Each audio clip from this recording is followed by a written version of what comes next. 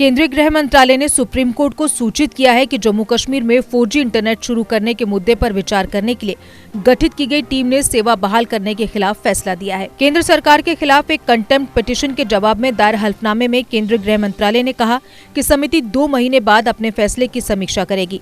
मंत्रालय ने ये भी कहा कि अगले 2 महीनों के लिए केंद्र शासित प्रदेश में स्थिति की समीक्षा अन्य सक्षम अधिकारियों द्वारा की जाएगी। यदि स्थिति में सुधार होता है तो उसके मुताबिक उचित कार्रवाई की जाएगी। फाउंडेशन ऑफ मीडिया प्रोफेशनल्स की एक पिटीशन में अवमानना के आरोपों का जवाब देने के लिए गृह मंत्रालय ने हल्फनामे में 16 जुलाई को सुप्रीम कोर्ट की एक बेंच द्वारा जस्टिस NV रमन्ना के नेतृत्व में दिए गए निर्देशों का पालन किया है। FMMP की पिटीशन में विशेष समिति बनाने के लिए सुप्रीम कोर्ट के आदेश की अवहेलना करने के लिए सरकारी अधिकारियों के खिलाफ कार्रवाई की मांग की गई थी। बेंच ने तब माना था कि जम्मू कश्मीर में 4G इंटरनेट सर्विस बहाल नहीं करने के लिए सरकार को कमेटी के फैसले को पब्लिक डोमेन में रखना चाहिए। आपको बता दें कि 11 मई को सुप्रीम कोर्ट ने जम्मू कश्मीर में 4G इंटरनेट सर्विसेज को बहाल करने के मुद्दे पर विचार करने के लिए एक 3 सदस्यीय उच्च स्तरीय कमेटी गठित करने का निर्देश दिया था। समिति को केवल 2G बैंड विड्थ के लिए मोबाइल इंटरनेट की गति के लगातार बैंड की जरूरत निर्धारित करने का काम सौंपा गया था। गृह मंत्रालय के सेक्रेटरी की अध्यक्षता वाली इस कमेटी में डिपार्टमेंट ऑफ टेलीकॉम के सेक्रेटरी और जम्मू कश्मीर के चीफ सेक्रेटरी को सदस्य बनाया गया। गृह मंत्रालय के deputy secretary legal and constitution Dharmendra Kumar द्वारा हस्ताक्षरित हल्फनामे में FMMP द्वारा लगाए गए गैर अनुपालन के आरोपों का खंडन किया गया है। हल्फनामे में कहा गया है कि सुप्रीम कोर्ट के आदेश का अनुपालन केंद्र और जम्मू कश्मीर के अधिकारियों द्वारा पूरी ईमानदारी से किया गया। इसमें लिखा गया कि सरकार के एक नोटिफिकेशन या ऑर्डर के जरिए इस विशेष समिति का गठन करने में कथित नाकामी के संबंध में सामग्री पेश करना पूरी तरह से गलत है। समिति द्वारा अदालत के निर्देश से अलग एक नोटिफिकेशन की जरूरत नहीं थी। हल्फनामे में कहा गया कि जम्मू कश्मीर में इंटरनेट सर्विसेज पर बैन को कम नहीं करने का फैसला लेने से पहले विशेष समिति ने 2 बैठकें की थी।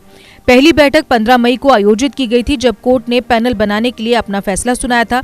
इसमें FMP द्वारा अदालत के समक्ष दिए गए सुझावों पर बहस की गई और मौजूदा सुरक्षा स्थिति के साथ साथ जम्मू कश्मीर में इंटरनेट बैन के प्रभाव को देखा गया। इस बैठक में कोई निर्णय नहीं हो सका क्योंकि समिति ने जमीनी स्तर पर मौजूदा स्थिति के संबंध में और जानकारी प्राप्त करने का फैसला लिया। 6 जून को समिति की फिर से बैठक हुई, जिसमें फ्रेश इनपुट्स का विश्लेषण किया गया। याचिकाकर्ताओं द्वारा सुझाए गए विकल्पों की व्यवहार्यता के साथ क्षेत्र में आतंकवाद संबंधी हाल की घटनाओं सहित इस मामले के सभी पहलुओं पर गहन और व्यापक विचार किया गया। हल्फनामे में कहा गया है कि संवेदनशील क्षेत्र में मौजूदा स्थिति के व्यापक आकलन के आधार पर समिति इस फैसले पर पहुंची कि 4G सर्विसेज समेत इंटरनेट सेवाओं पर बैन में कोई और ढील फिलहाल नहीं दी जा सकती है। क्लीनिंग प्रोडक्ट्स में दुनिया की सबसे बड़ी कंपनी डाइवर्सी अब आपके घरों को सुरक्षित रखने के लिए जिपकॉन के माध्यम से लाई है क्लीनिंग प्रोडक्ट्स।